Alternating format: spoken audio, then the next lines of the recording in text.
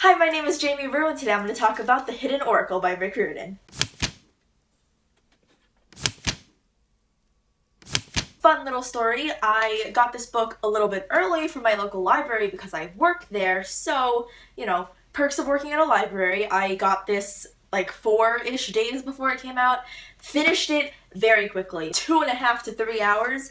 It was fantastic. I have loved Rick Riordan since the end of 5th grade, and I have been obsessed with Percy Jackson and all things Percy Jackson related. When I found out that Trials of Apollo was coming out, I died a little bit on the inside because obviously... So if you didn't read Heroes of Olympus at all, you don't even really want to listen to me tell you what the series is about because this is a spoiler for that series, so read Blood of Olympus. If you read Blood of Olympus, you can stay. Apollo has been cast down to Earth as a human because Zeus got mad at him and blamed him for everything that happened in the Heroes of Olympus series, basically, to simplify it. Apollo's cast down to Earth and needs to find help, and there's a whole bunch of strange stuff happening all over the place, and the Oracle of Delphi is still not working, and everything is going haywire, and about half the book is just Apollo griping about being human and having problems with being human and not really knowing what to do. But then some more interesting stuff starts happening, which they don't really tell you about anywhere on the outside or the inside of the book until then, so I'm not going to tell you here because I want to keep this part spoiler free, but I loved it. It was so good because Apollo is one of the best characters I think Riordan has ever written about.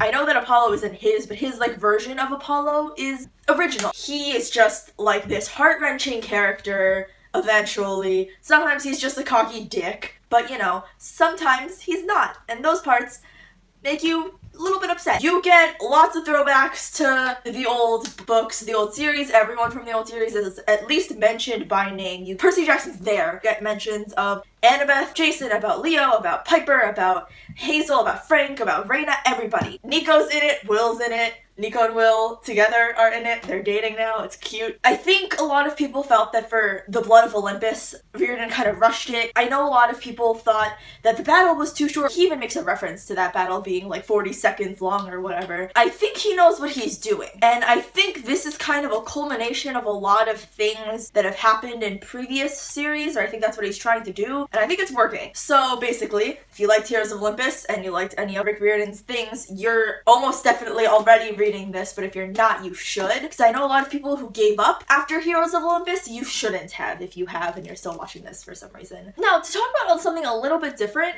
I don't know how I feel about these giant universes that people build, and they stay in these universes and they're all connected. I've never read a Terry Pratchett novel in my entire life. My friend is just a pretty big Terry Pratchett fan, but you know how Terry Pratchett had this one giant universe of the Discworld universe and then just had a whole bunch of stories taking place in there? This is obviously connected to all of this series, and they even mention the crisis in Boston, which is the Norse mythology, and this is obviously connected. I don't know how I feel about these giant worlds that authors build and then monopolize on, because I get that you spend so much time and energy, because I've done the same thing with my writing, where I've spent so much time in this universe that it feels wasteful not to write all of the stories that could happen in it, but I feel like at some point, write something else. Riordan has stayed in this mythology universe for so long that I want to see something else from him. I want to see his humor and his wit and his voice applied somewhere different. Same thing with Cassandra Clare. Cassandra Clare has been writing in the Shadowhunters universe forever. And she really hasn't left until the Magisterium series, and I was really, really excited to hear about it, and it was good. It was so refreshing. I know she wrote it with Holly Black, but it was refreshing. I want to see something like that from Riordan, because we haven't gotten anything like that. No offense, man, I don't want to read the one novel in the 39 Clues series, because just no. If he started a new series that wasn't in the mythology universe, I don't think that would be a bad thing. Of course, that doesn't mean that I want you to stop writing about this, because these books are my children. That being said, anyone that doesn't want spoilers, you should leave, because I'm going to talk your ear off about how much I love this book and why. I can't believe Meg. Oh my god. Honestly, like, I had suspected because Apollo was so like, no, wait, it's Meg. He threw us off so much that I was sure that it was Meg, but I still, like, there was a part of me that was like, no way, it has to be someone else, but it was. You know, that sucks, and I can't even be mad at her because Apollo's right. You just feel bad for her. You're not even angry, you're just upset. Really like Apollo's character. Apollo's character is one of those characters that kind of makes me sob a lot on the inside, because at the beginning, obviously, he's cocky, he's like, I'm a god, I'm great, bow down before me, mortals. At the end, he's just like, I suck, I'm the worst, oh my god, how have I never seen this? And that's great. And I feel like, I know that Apollo's definitely going to forget about this one day. He's gonna become a god again, obviously, and he's going to forget all of these lessons that he's learned as a mortal, and that somehow makes it worse. He just makes me really sad, and him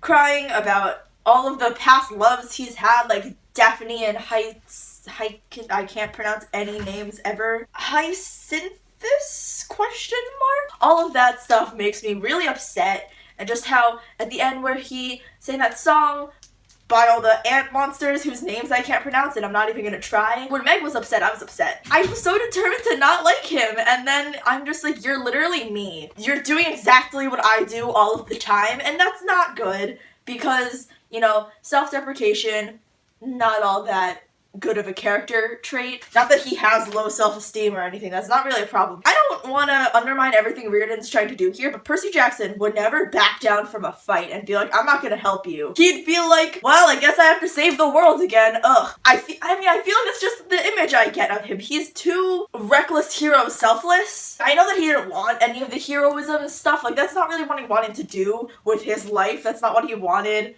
out of the world, but I don't know, I just feel like it's kind of out of character for him to just be like, yeah, you're on your own, man. I'm just gonna go off to college.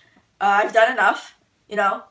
Good luck. I feel like that's so not what he would do at all. Will and Nico. I know some people who had some complaints about Will and Nico being really forced and really sudden in Blood of Olympus, and it was really sudden, I'll give you that. I don't necessarily know about forced, but I do see what you're saying, and I was thinking that maybe there'd be some more development in that you get to see more of them interacting, and you do, but they're already established as a couple. Like, I totally get why people were jarred by that, because looking back on it, same, but I thought that was just a product of me having read the book really, really fast, which is what I do always. Anyway, Will and Nico, super cute in this. I hope Apollo doesn't get into a relationship, because I feel like I like the whole thing that he has going on of self-deprecation and angsty teenager, I'm the worst, and I'm just pining about all my past loves. I really, really like that. Like, it sucks for him, but I love it. We know where the series is heading now, by the way, so that's good, because when I first read the summary, I was like, okay, what's gonna happen? Like, he's trying to be a human. There's, like, a real thing that's gonna be pretty tough, because the Emperor Nero seems scary. Gonna be honest with you, I was picturing the Nero from Star Trek, the new updated Star Trek, like the one that came out in 2009 or whatever. If Rick Riordan wanted to build fear, he succeeded, because him tying back to all of these horrible things that happened, the battle in Manhattan and Gia and Luke and all of these horrible things, like there are all these things that have plagued this world that I've read about for so long and have grown so attached to, and to find out that they are these mysterious mortal backers that have been mentioned the whole time, that's genuinely scary. Nervous, almost, and it's almost cheap tension, because obviously Apollo's gonna win. There's no doubt in my mind that he's gonna win, but it's still tension and it's still there. I loved Apollo's little reflection about Meg is obeying Emperor Nero like I obeyed Zeus. Oh, it was the lightning bolt's fault. Like, that whole section of seeing them as two different entities, that's very characteristic of abuse, and that's very, I think, well done. I feel like that's not something that I have seen much, especially not in YA literature. That's like a legit thing, seeing someone like that in two separate lights as two separate entities. And I think it's very appropriate that the Beast is named the Beast. Camp Half-Blood felt so different, and I know that that's what they were trying to do, because obviously camp during the winter is just like barren, it's empty. But it's not even the fact that it was winter, it's the fact that everyone that you knew and loved, besides Percy, honestly, and like Nico, were gone. I think Nico is going to be the one tying fixture in all these 3 series now, I guess. He's gonna be the one, like,